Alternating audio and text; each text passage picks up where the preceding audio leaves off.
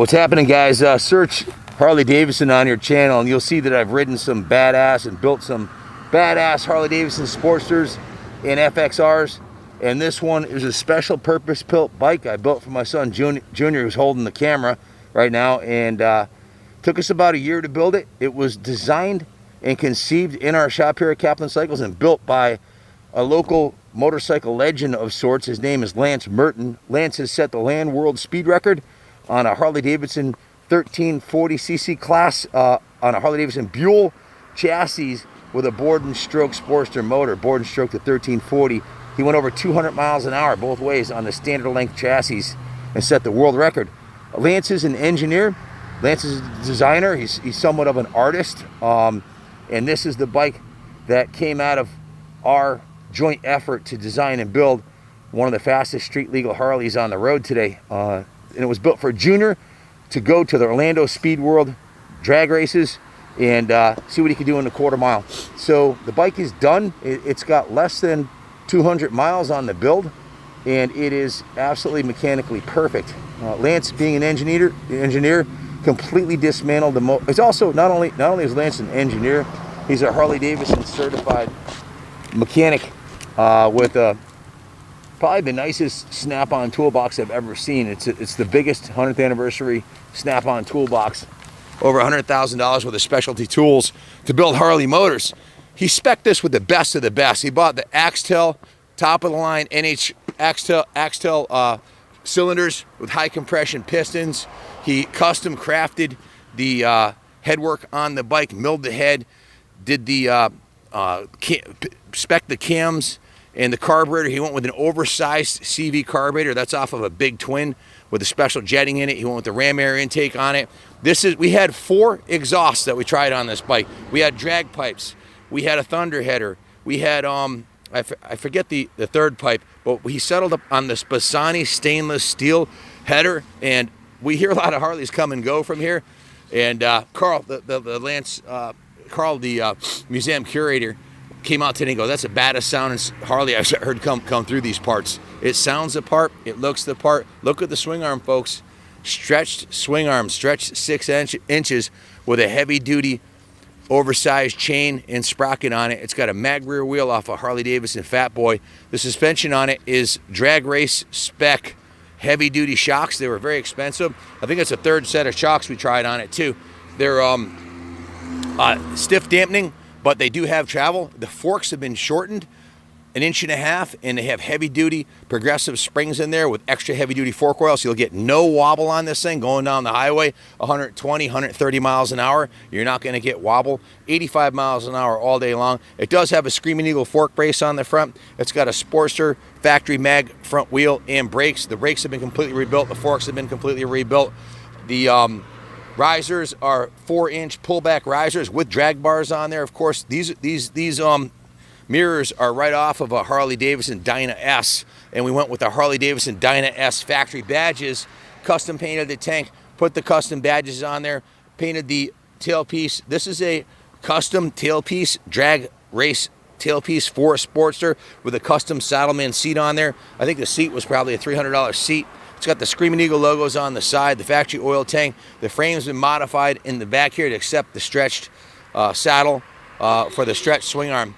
So we have a front fender. If you want a front fender, we'll throw in a front fender. We were thinking about doing a front fender and a quarter fairing on it, and it was a 50-50 draw on the staff because we don't do things by committee here, but we do bounce it off the team. Mario and Jamie thought no fairing. Me and Shane thought a fairing. So we said, you know what? Some people may not want a fairing, so we left the fairing and the front fender out, but if you want one, we can hook you up with one for a nominal fee. It does have the blacked out levers on here, blacked out controls, Harley Davidson grips.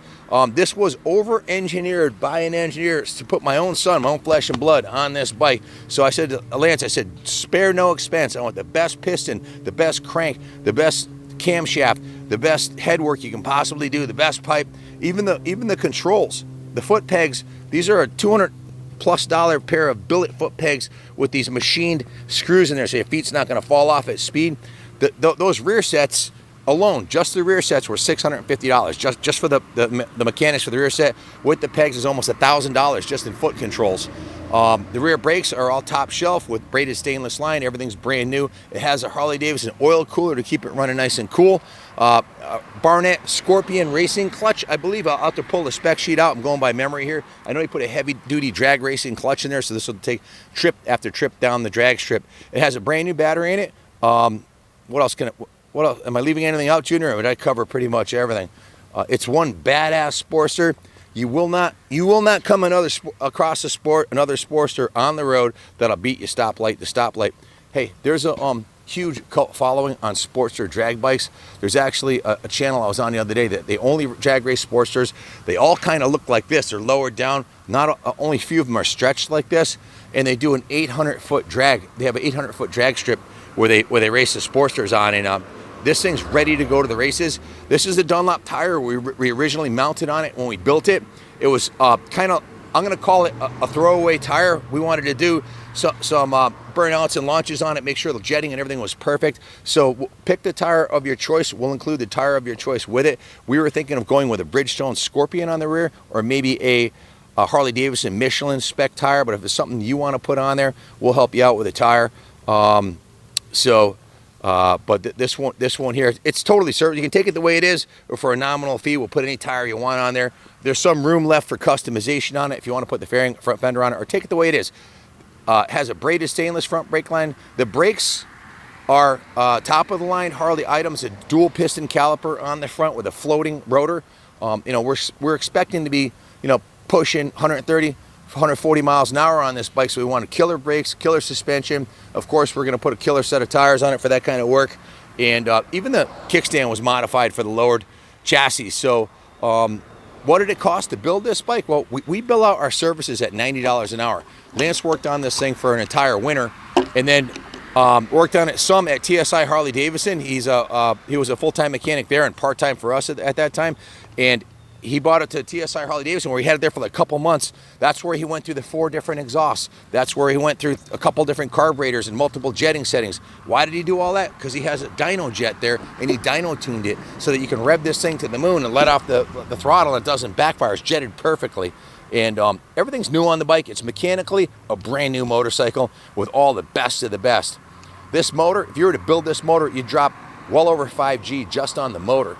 So it's a really cool piece, and there's a lot of flexibility as a Sportster. This one's set up for street riding or street racing, and he also built to be extremely durable. You don't have to tear it down, just change the oil and ride it. This thing's going to last just as long as a standard Sportster motor, which is to say you should be able to get 50 to 100,000 miles out of this motor if you don't beat on it.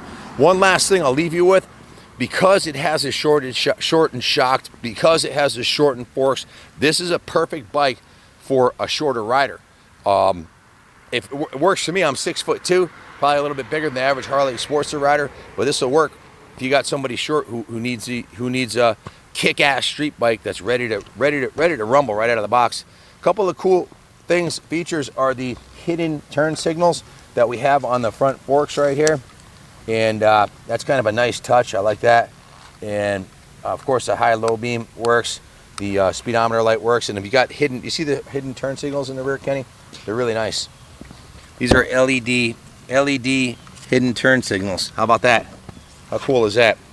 I don't have the license plate mount on it. Just so you guys know, I do have my dealer plate right here on me, so I'm not breaking the law, which is something we don't want to do here. We don't want to break the law or push our luck. That's for sure. So if you have any questions about the bike, give us a call. 860-454-7024. Be happy to answer any questions you might have. Junior, you raced at Orlando on your 2003 1200 Sportster, and I think you pulled a 12.75 or something like that at 105 miles an hour. What are your thoughts about this bike after riding it and waiting as long as we have? And I know you've gone a different direction now. You're racing motocross, so we won't be racing this in Orlando. You'll be doing the vintage supercross and motocross. What are your thoughts on the bike? We've had fast Sportsters, but really to go through intake and exhaust combinations and to do a frame off case of split rebuild on one that's purpose built, you can't really compare this to just some Sportster with a 1250 kit, aftermarket carb, and some drag pipes. It's not even close.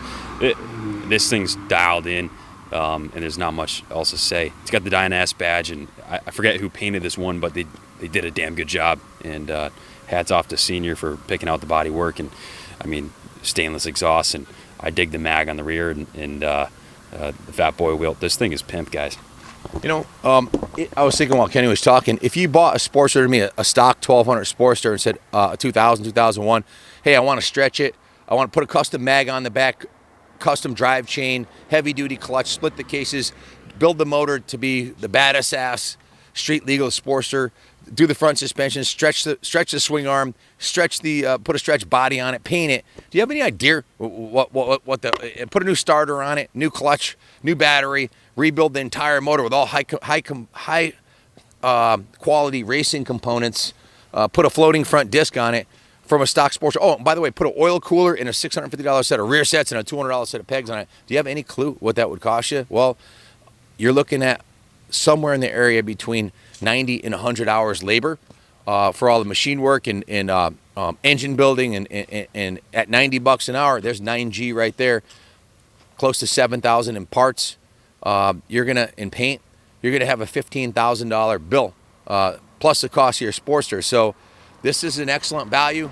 This is a piece I built for my son out of the best components, using the best Harley tech that we know of around here. Lance Burton, he's a licensed, he has a college degree in engineering and is a licensed Harley mechanic. He's been a tech for many, many moons, and he worked here full time at one point. So built by the best, for the best, my son, using the best. So it's not going to be cheap, but it's badass. If you want a badass street bike, you're going to surprise a lot of Jap bikes. If you can ride, you're going to surprise a lot of Jap bikes on the road and at the track. That's all I have to say. I'll let the bike speak for itself. Thanks for watching. Stay tuned. More to come, and God bless America.